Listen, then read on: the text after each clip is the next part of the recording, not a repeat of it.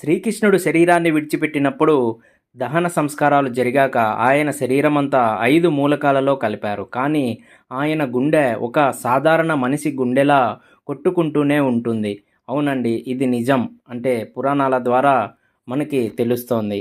ఆయన గుండె ఈనాటి వరకు సురక్షితంగా ఉంది. ఇది జగన్నాథుని చక్ర విగ్రహంలో ఉంది అని, అలానే కొట్టుకుంటూ ఉంటుందని మనకి తెలుస్తోంది.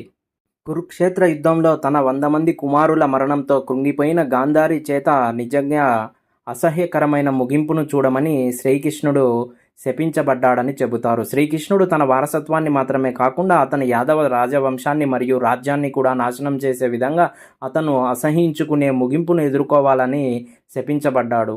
36 సంవత్సరాల కురుక్షేత్ర యుద్ధం తర్వాత సమయం వచ్చినప్పుడు శ్రీకృష్ణుడు తన ప్రజలను వినాశనం నుండి రక్షించడానికి తన శాయశక్తులా ప్రయత్నిస్తాడు. కానీ పెద్ద